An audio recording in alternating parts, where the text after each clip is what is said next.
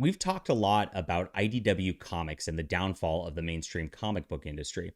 Now, IDW is a weird little case because they're like, fourth or fifth in line as far as these companies go. And yet they've been tanking in their profits worse than Marvel and DC. Marvel and DC have big backups with huge corporations behind them. IDW really doesn't have that kind of backup. So it's a little microcosm of what's happening with comic shops, what's happening when the woke nightmare really encroaches upon all the products and they have nothing to go off of anymore. So over the last year, of course, IDW has laid off a large percentage of its staff, delisted off the New York Stock Exchange. They promoted Heather Antos to be in charge of all brand-related products regarding licenses, so all their major content. And of course, some weird things have been happening in conjunction with all of this.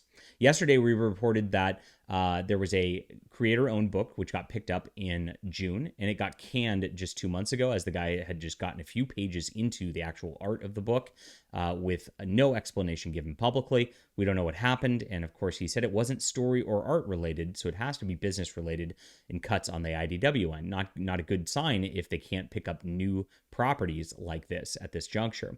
And of course, now we have a new thing that happened, and this came breaking today. And I found this in one of my omnibus collecting groups. You guys don't know I'm a big comic book collector. I love the big oversized hardcover omnibuses. You can see the whole complete EC Comics collection behind me here, and some of the Dark Horse Berserk deluxe oversized books behind me also. Those are awesome stuff.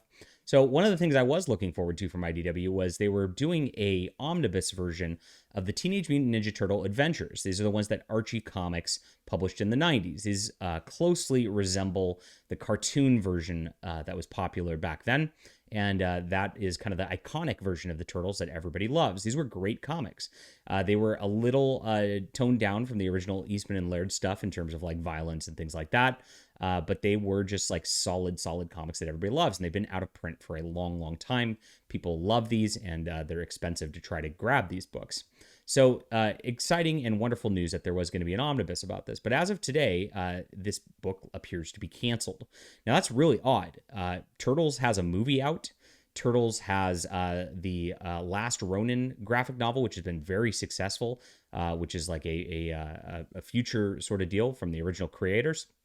And they're doing a second volume of that, which is launching soon. So why would they cancel this omnibus now, like in our moment of triumph, as they often say? Very odd stuff. It just means that they're struggling either with license stuff or that they're having problems selling books in general.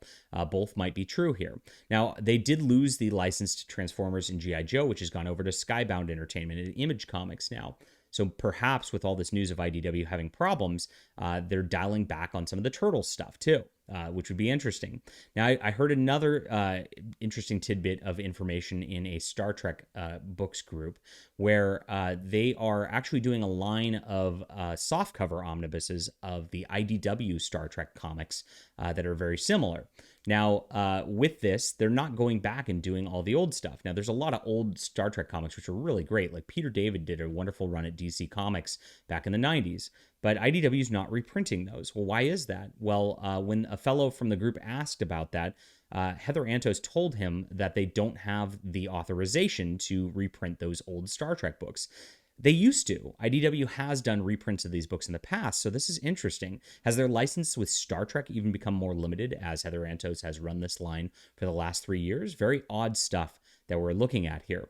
So this is spelling big red flags for IDW Publishing. Yes, they've had huge cuts. Yes, they've been delisted.